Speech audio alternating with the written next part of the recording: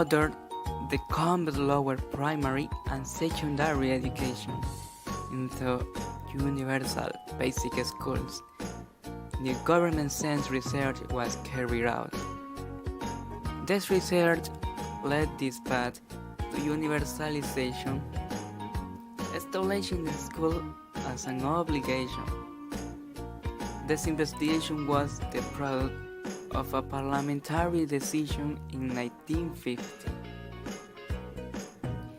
The difference in intellect between students was a key issue, and this required their ability and recent years of modern school to achieve high performance in high school.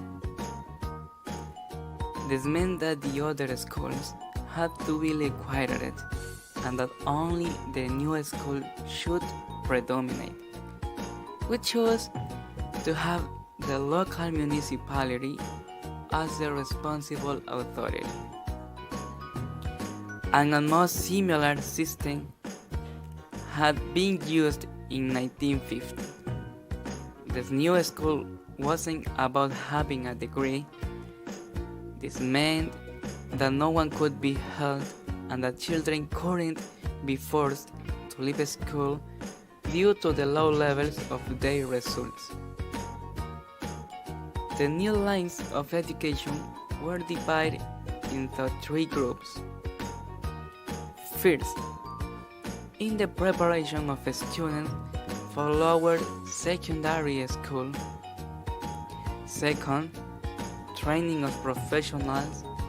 And third, first year of schooling towards learning and manual labor.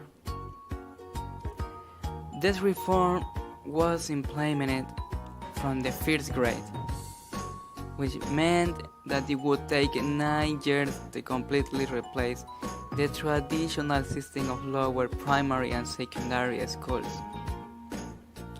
In 1960, the difference in form to the different lines of education in 9th grade was removed and primary school was fully implemented. In the 1970s, Swedish education developed an egalitarian educational system.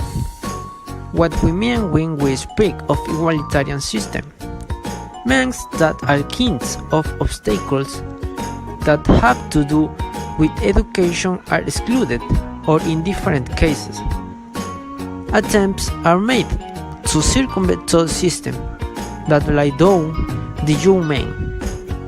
Students in different situations, very complicated situations.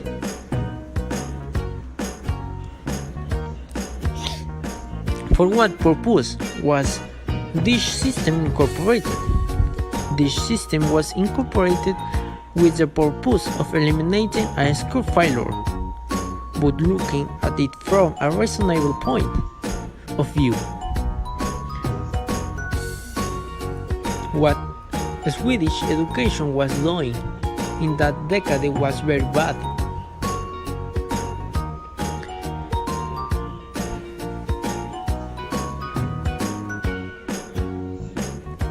Of course, they thought it would work correctly, but what they did not anticipate was that, thanks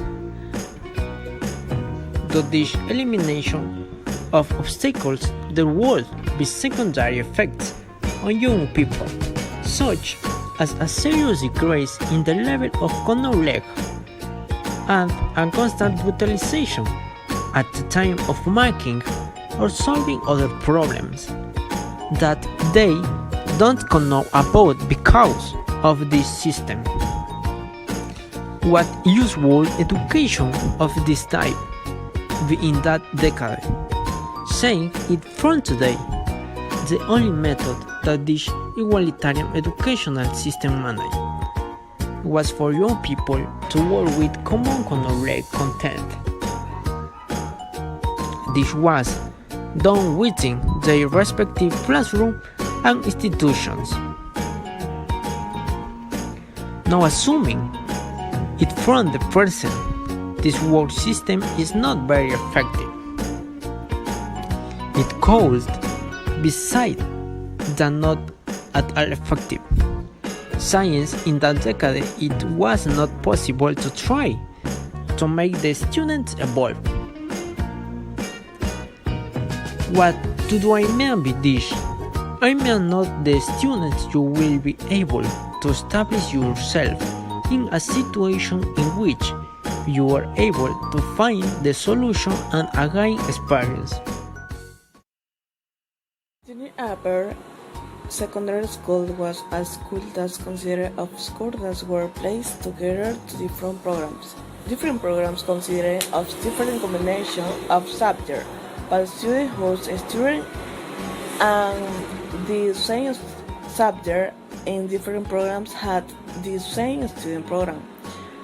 The courses themselves were not diversified. The differentiation between the program consisted of the courses that were chosen to make up the program, as all programs prepared students for university. The study each subject were made compulsory in all programs, including swimming, English, mathematics, civic, and gymnastics. That were read for an entire school year, and religion and student natural science, and aesthetic activity. That were read during a semester. Although the curriculum specifically required a gender-neutral approach on the part of the teacher and counselors, there was still an obvious aspect of gender hidden in the new school. For example, only 3% of the students who enrolled in the construction program. The construction program which training construction worker and carpenter were women, and less than 2% of the students who began their training toward a future electrician. In the electrician program were women. At the other end of the school, the vast majority of students of the children recreation program, Virginia and recreation program, and the health care program, nursing program, were family and respectively. Currently, students in Sweden, formal education begins at the age of 6. All children must attend school from 6 to 16 years old. The number of students attending private or independent school has increased from less than 10,000 in 1992 to around 100,000 in 2009. Representing about 10% all of students. The schools are funded by local grants based on the number of students attending the school. The exact rules for this funding are under continuous review, but local municipalities cannot favor their own publicly funded school, which have 19% of students. Today, there are a variety of schools and schools forms regarding pedagogy and authority, but most schools are governed by local municipalities, both as local and national governing bodies have the ambitions to sponsor equality in the quality of education and science. 2003 primary and secondary school have witnessed the return of a national inspection of schools. A large majority of students continue their educational career in some form after the compulsory 9-year school. The presence of independent private schools is most prominent at the upper secondary school level. In 1999, the schools attracted 20% of all students at this level. Education does not stop at the high school level. For many young adults, students drop out of upper secondary education around the age of 19, and by the age of 25, around 45% have started university education.